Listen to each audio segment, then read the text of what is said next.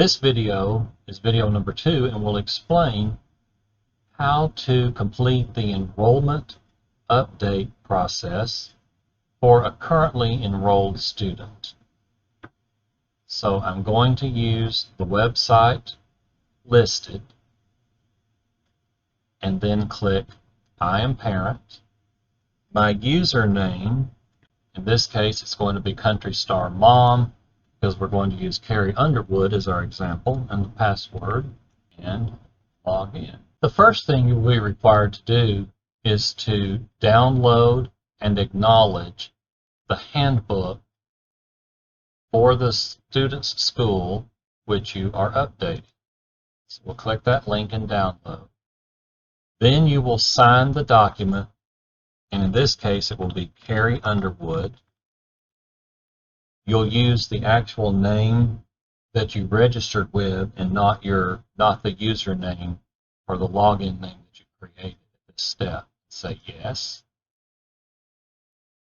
Then, since Miss Underwood has 2 students, one at Deerfield and one at the high school handbook also has appeared. After downloading the high school handbook, you will sign again using your actual name that you registered with. Click yes. Then you have an asbestos memo. This will be always present each year. Signature again. The agreement of parent-free textbooks document will also always be there. Sign. Remember, you must download each one of these to be able to advance. And please read each document too as you download. Bus policies. The Ninja Cockle document. And then once all of those documents are downloaded and signed as being acknowledged, then the parent view will take you to the students. In this case, Miss Underwood has Isaiah Fisher and Jacob Fisher. Isaiah is currently enrolled at Deerfield Elementary. Jacob is currently enrolled at Coffee County Central High School. She's going to begin her information student update. Begin the registration. Now we're going to select the online packet we'd like to begin, and it's going to be the enrolled information update. Begin it. Welcome page. Continue. Now this is going to show you, in this case with Miss Underwood, Carrie Underwood, again that she has Jacob Fisher and Isaiah Fisher. She's going to say that that's correct. This is the information she's updating. They're in the correct schools. She's fine. The electronic signature, again, make sure you sign it just as you have entered your name from the very beginning. You're checking your address to make sure that it is correct. If the address has changed, you would click here and make the changes to the address. In this case, we're going to say that the Fishers live at 9599 Goose Pond Road in Manchester, so she has no problem with that. We save and continue. Mailing address is going to be the same as the home address, and we're going to say yes. That's fine. Save it. Would you like to update the following parents or guardians? And this is popping up because Mike Fisher, her husband, is associated with her at the same address. So she's going to say yes in this case. And then her name and her address for the parent guardian. She's checking her phone number. It's correct. And her email address. She must have an email address. So she has underwoodrecords@gmail.com. She has not had any active military service. If you have, and you maybe have forgotten in previous years to check this, please make sure you check and designate if you're active duty military, National Guard military, or reserve military These are very important fields. This particular document must be completed each year when you update enrollment. It is the Tennessee Parent Occupational Survey. We would just put in today's date. We're going to use July 20th, 2022, because this will be the date that the online registration process opens for the 22-23 school year. You just go through and answer these questions. She's going to say no, and none of those applied, so we don't have to say anything. In the past 3 years, has your family moved to another state, city, school district, and/or county? She's going to say no. But if you answered yes, then it's going to give you some questions to go through. Save and continue, and you're done with that.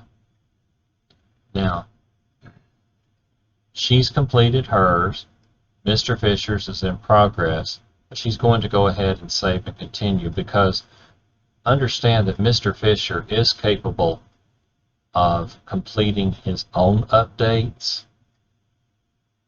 However, he must still have his activation key and obtain his activation key from the school registrar if he's never used it, so that he would also be able to view Jacob and Isaiah's grades, discipline, and attendance.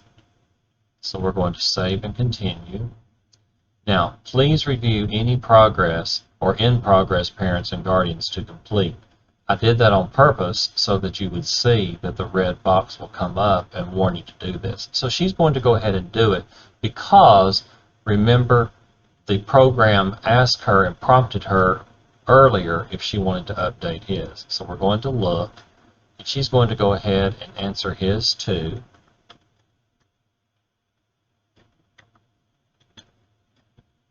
And obviously the answer is still going to be no, and no, and then save and continue.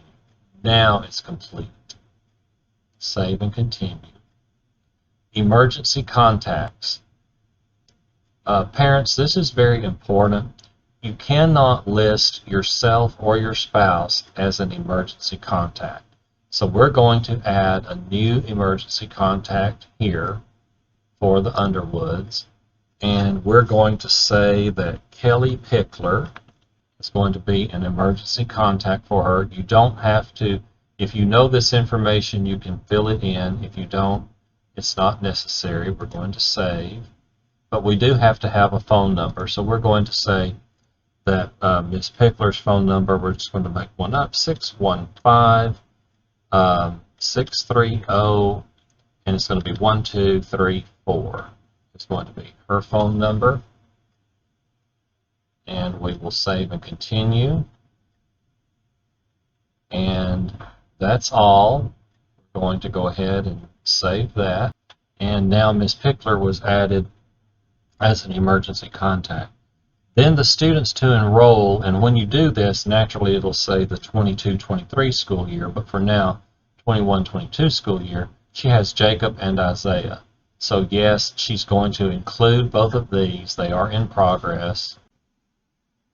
And parents, when you reach this screen, I'll be perfectly honest with you too, I actually have no clue what this means myself. So we're going to say yes. The address of the nighttime residence, in this case we're going to put 9599 Goose Pond Road, and the description is going to be house. Parents, the real important part here is the address of the nighttime residency and the description of the student's nighttime residence. The next part is very important. In case you have a parenting plan or custody arrangement for your child, we do need to know. In this case with the Fishers, we're going to say no. We're also going to say there's no restraining orders, and continue. You may put in your physician's names if you wish. You don't have to, but you can. Just make up some numbers here.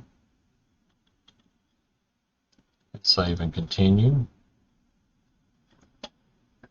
This is the part where parents, you do have the right to and the opportunity to update any health conditions. We've said here that the student has no health conditions. If your student requires medications to be given at school, you must contact the school nurse. We do not enter student medications through the registration process nor the enrollment process. The next part is information release. Do you allow for the release of a student photo or interview? Most people do. We'll say photo or interview is permitted. Please review our acceptable internet policy, our AU policies link. Student is authorized to use the internet. This is very important for all of our students, as a lot of work is done in many of our classes using the internet. However, if you choose not to, then your students will have to be given an alternative assignment to complete. Allow information to be released to military recruiting officers. This is entirely a parent's choice. In this case, we're going to say that the Fishers will allow that. Does your student have internet access at home? Yes. We do like to know this in case we have to go to a district-wide internet for some reason. We hope we never have to do that again, but you never know. We're going to say that they have fiber network. And does your student have a device? Yes. Save and continue. And they give their child's consent to use online applications. Save and continue. The father, he has all the rights. Mother has rights. Save and continue. Kelly Pickler, we're going to say that she is their aunt. We'll just choose that, and that they can all be released to her, or Jacob can. We're doing this for Jacob. And then if drop and drag the contacts below in order in which they should be contacted. Miss Underwood wants to be first. Put her first. And Mr. Fisher second, and you can do that by clicking on the name and moving up. We'll say that she wants Miss Pickler to be second. Move her up. And then Mr. Fisher. Save and continue. At this point, the school selection will come up, and this is important too for you, for all parents, because the system is automatically set to determine, based upon your address, which school your student will go into. Don't worry if when you're entering something and it says like a temporary school, that's fine. We will take care of that at the district level. Save and continue. You've done this, you've checked and agreed to the following policies, and you've done it, so save and continue. And then we're going to do the same thing for Isaiah.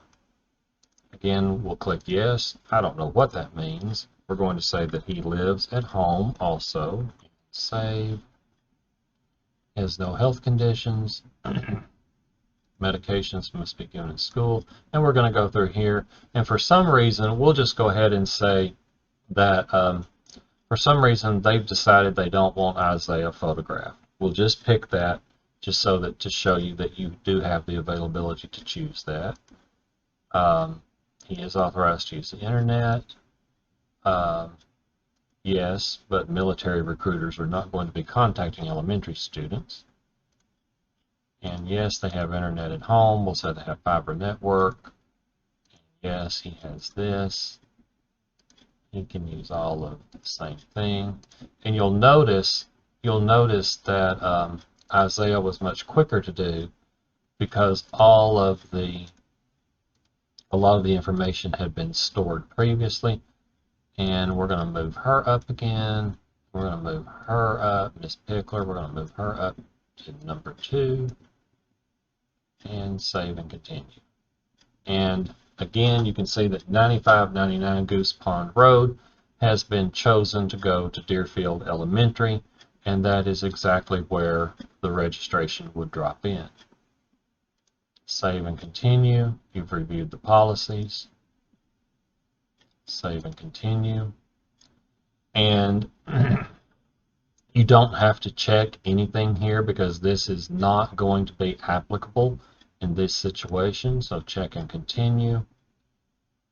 Finally, it will ask you to review, and this will give you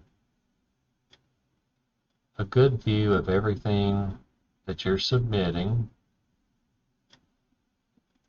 And again, I wished I knew what this meant.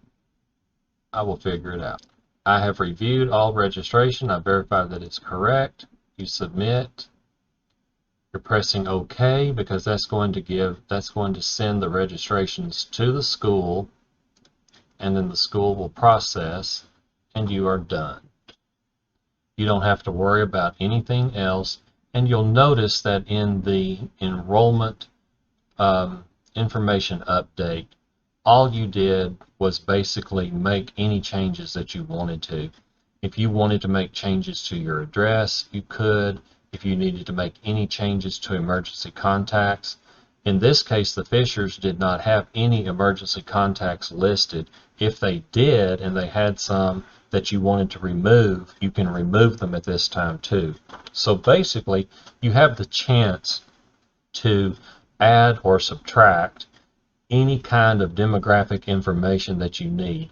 It's very, very important to the schools that you keep your phone numbers, your addresses, your emergency contacts updated on the yearly basis. Thank you, and that concludes the video demonstration with currently enrolled students.